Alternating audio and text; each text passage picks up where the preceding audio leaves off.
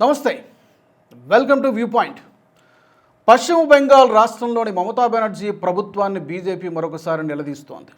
ఏ విషయంలో అంటే మనందరికీ తెలుసు, పశ్చిమ బెంగాల్కి బంగ్లాదేశ్కి మధ్య సుమారు 2216 కిలోమీటర్ల సరిహద్దు ఉంది. దీన్ని సరిహద్దు ఫెన్సింగ్ వేయాలి, ఎందుకంటే భారతదేశానికి ఈ చొరబాటుదారుల నుంచి, రోహింగ్యాల నుంచి చాలా పెద్ద ముప్పు పొంచి ఉందనేటువంటి ప్రమాదాన్ని ఎప్పుడూ గుర్తించింది కేంద్ర ప్రభుత్వం. దీనికోసం యుద్ధ ప్రాతిపదికన కేంద్ర హోంమంత్రి అమిత్ షా ఎక్కడెక్కడైతే బోర్డర్స్ ఉన్నాయో అన్ని చోట్ల కూడా ఫెన్సింగ్ వేయించేటువంటి ప్రక్రియను పూర్తి చేస్తూ ఉన్నారు. పర్టికులర్గా వెస్ట్ బెంగాల్ దగ్గరకు వచ్చేసరికి మాత్రం ఈ ప్రాసెస్ ఈ 2216 కిలోమీటర్లలో సుమారు ఇప్పటి వరకు 1647 కిలోమీటర్ల వరకు ఫెన్సింగ్ వేయడం పూర్తయింది. ఇంకా 569 కిలోమీటర్ల ఫెన్సింగ్ ఇంకా వేయాల్సి ఉంది. ఎందుకు ఆగిపోయిందంటే కనుక భూమిని సేకరించి బోర్డర్ సెక్యూరిటీ ఫోర్స్కి ఆ ల్యాండ్ అప్పగించాల్సి ఉంటుంది, అప్పుడు ఫెన్సింగ్ ప్రక్రియ జరుగుతుంది. దీనికి సంబంధించి కొద్ది రోజుల కిందట కోల్కతా హైకోర్టు కూడా ఇంటర్వ్యూన్ అయింది. ఒక పబ్లిక్ ఇంట్రెస్ట్ లిటిగేషన్ బిల్ కూడా కోల్కతా హైకోర్టులో దాఖలైంది. చాలా సీరియస్ అంశాలని ప్రస్తావించారు ఆ బిల్లో కూడా. కోర్టు ఏం చెప్పింది, కోల్కతా హైకోర్టు అంటే, ఎందుకు ఆలస్యం చేస్తున్నారు, రాజకీయాలని పక్కన పెట్టి మీకు ఏమనంటే భేదాభిప్రాయాలు ఉంటే వాటిని సార్ట్అవుట్ చేసుకోండి. ఇక్కడ నేషనల్ సెక్యూరిటీ అన్నిటికంటే ముఖ్యమైనది కాబట్టి, జాతీయ భద్రత అన్నిటికంటే ముఖ్యమైనది కాబట్టి దాన్ని ప్రయారిటీలో పెట్టుకొని ఆ మిగిలినటువంటి ఏదైతే ఉందో 569 కిలోమీటర్లకు సరిపడేటువంటి ల్యాండ్ని సేకరించి దాన్ని మీరు వెంటనే బీఎస్ఎఫ్కి అప్పచెప్పండి, అది కూడా మార్చి 31 లోపు ఈ ప్రాసెస్ జరిగిపోవాలని చెప్పి కోల్కతా హైకోర్టు చెప్పింది. దీన్ని మరొకసారి ఉటంకిస్తూ బీజేపీ నేతలు, ఎన్నికలు కూడా దగ్గర పడుతున్నాయి, మరొకసారి టీఎంసీ ప్రభుత్వం దీదీ సర్కార్ ఎందుకు డిలే చేస్తోంది, ఎవరిని కాపాడడం కోసం డిలే చేస్తోంది, రోహింగ్యాలకు రెడ్ కార్పెట్ వేయడానికే మమతా బెనర్జీ డిలే చేస్తున్నారా అనేటువంటి విమర్శలు మరొకసారి సహజంగానే వస్తాయి. ఎందుకంటే క్యాలిక్యులేషన్స్ కూడా అలాగనే ఉన్నాయి. ఇది ఇప్పటిది కాదు, 1947 నుంచి కూడా అదే జరుగుతోంది. బంగ్లాదేశ్ నుంచి యథేచ్ఛగా ప్రతి ఏటా కొన్ని లక్షల మంది ఒక అడ్డు అదుపు లేకుండా వచ్చేస్తూ ఉన్నారు. వాళ్ళకు ఒక గేట్వే లాగా తయారైపోయింది. ఎవరికి? రోహింగ్యాలకు, అక్రమ చొరబాటుదారులకు భారతదేశంలోకి వచ్చి తిష్ట వేసుకొని కూర్చోవడానికి వెస్ట్ బెంగాల్ రాష్ట్రం అనేది అదొక గేట్వే లాగా తయారైపోయింది, రాజమార్గంలో తయారైంది. దురదృష్టకరమైనటువంటి విషయం ఏంటంటే, ఓటు బ్యాంకు రాజకీయాల కోసం, తమకు ఓటు బ్యాంకు ఫామ్ చేసుకోవడం కోసం అక్కడ ఉన్నటువంటి లోకల్ పార్టీలు కూడా ఈ చొరబాటుదారుల్ని ప్రోత్సహించి వాళ్ళకి ఆధార్ కార్డులు, ఓటర్ ఐడి కార్డులు ఒక సిస్టమేటిక్గా ప్రొవైడ్ చేస్తూ ఉన్నారు. ఒక ఆధార్ కార్డుని, ఫేక్ ఆధార్ కార్డును సృష్టించేటువంటి ఒక పెద్ద ఫ్యాక్టరీలు అక్కడ ఉన్నాయి. అవన్నీ కూడా ప్రభుత్వానికి తెలిసి, ఇంకా చెప్పాలంటే ప్రభుత్వ సహాయ సహకారాలతో అవన్నీ కూడా ఒక సిస్టమేటిక్గా జరుగుతుంది. అక్కడ నుంచి వచ్చినటువంటి వాళ్ళకి ఉపాధి కల్పించేటువంటి ప్రాసెస్ కూడా జరుగుతుంది. తద్వారా తరతరాలుగా ఈ రోహింగ్యాలు, అక్రమ చొరబాటుదారులు కూడా దేశంలో కేవలం వెస్ట్ బెంగాల్కి మాత్రమే ప్రమాదం కాదు, ఇది ఓవరాల్గా భారతదేశానికి, నేషనల్ సెక్యూరిటీకి చాలా చాలా ప్రమాదం అని చెప్పి బీజేపీ మొత్తుకుంటోంది. అయినా కూడా ఈ ప్రాసెస్ డిలే అవుతూనే ఉంది. చివరికి కోల్కతా హైకోర్టు జోక్యం చేసుకొని ఒక డెడ్లైన్ పెట్టి కనీసం ఇప్పటికైనా ఈ ప్రాసెస్ పూర్తి చేయండి అని చెప్పింది. అయినా కూడా ఇప్పటికీ కూడా టీఎంసీ ప్రభుత్వం, దీదీ సర్కార్ మొద్దు నిద్రపోతున్నట్టుగా నటిస్తోంది. ఏం చెబుతోంది టీఎంసీ ప్రభుత్వం అంటే కనుక, కొన్ని చోట్ల స్థానిక ప్రజల నుంచి సహకారం లభించడం లేదు, లేకపోతే ఇస్తున్నటువంటి నష్టపరిహారం సరిపోవటం లేదు.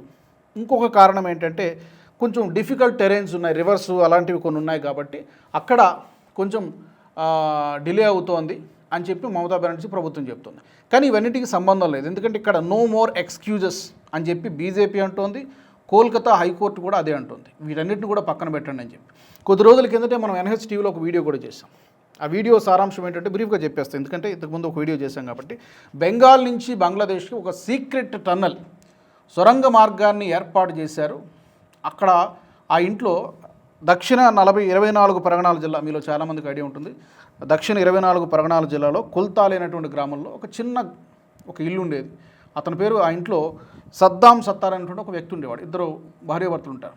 అక్కడి నుంచి ఉండేది ఇద్దరే, కానీ ప్రతిరోజు ఉదయం సాయంకాలం ఆ ఇంటి నుంచి ఎవరో గుర్తు తెలియనటువంటి వ్యక్తులు, ఆ ప్రాంతానికి సంబంధం లేనటువంటి వ్యక్తులు చాలామంది అక్కడి నుంచి రావడాన్ని స్థానికులు గమనించారు. ఇది నెమ్మదిగా ఏదో ఒక రకంగా బీఎస్ఎఫ్కి చేరవేశారు అక్కడ ఉన్నటువంటి స్థానిక ప్రజలు. తీరా బీఎస్ఎఫ్ లోకల్ పోలీసులు పట్టించుకోకపోతే, స్థానికంగా ఉన్నటువంటి పోలీసులు పట్టించుకోకపోతే బీఎస్ఎఫ్ జోక్యం చేసుకుని తీరా ఏముందా ఇంట్లో అని చూస్తే అక్కడి నుంచి ఒక సీక్రెట్ టన్నల్ బంగ్లాదేశ్కి ఉంది అని చెప్పి గుర్తించారు. సో దీన్ని బట్టి చూడండి, అక్కడ 24 దక్షిణ పరగణాల జిల్లాలోనే ఇది ఉందంటే ఇంకా రాష్ట్ర వ్యాప్తంగా ఎన్ని ఇలాంటి సీక్రెట్ టనల్స్ ఉన్నాయి, ఎంతమంది ఎన్ని వేల మంది వస్తూ ఉన్నారనేది ఒక్కసారి అర్థం చేసుకోవాలి. సో ఈ వీడియో మీరు కావాలంటే డిస్క్రిప్షన్ లింక్లో కూడా పెడతాను, అది మీరు చూడొచ్చు. సో ఏంటి ప్రమాదం? నేషనల్ సెక్యూరిటీని ఇంతకుముందే మనం అనుకున్నాం, చాలాసార్లు చెప్పుకున్నాం. చొరబాటుదారులు లక్షల సంఖ్యలో ప్రతి ఏటా వస్తున్నారు. 2023 తర్వాత ఈ సంఖ్య క్రమక్రమంగా పెరుగుతోంది. 23, 24, 25 జూలై వరకు కూడా లెక్కలు ఉన్నాయి. ఇది ఏటా పెరుగుతూ ఉన్నారు. దీనికి ఎక్కడో చోట ఫుల్ స్టాప్ వేయకపోతే పశ్చిమ బెంగాల్ రాష్ట్ర ఉనికికే కాదు, దేశ భవిష్యత్తుకు కూడా, జాతీయ భద్రతకు కూడా, మన సార్వభౌమాధికారానికి, సార్వభౌమత్వానికి చాలా చాలా పెద్ద ప్రమాదం ఇది. ఎందుకంటే అక్కడి నుంచి వచ్చినటువంటి వాళ్ళు కేవలం బ్రతుకు తెరువు కోసం మాత్రమే వస్తున్నారు అనుకోవడానికి లేదు. కోర్టులు కూడా పలు సందర్భాల్లో ఆందోళన వ్యక్తం చేశాయి. ఎందుకంటే మనకే సుమారు 142 కోట్లకు పైగా జనాభా ఉంది, మనకే చాలా సమస్యలు ఉన్నాయి.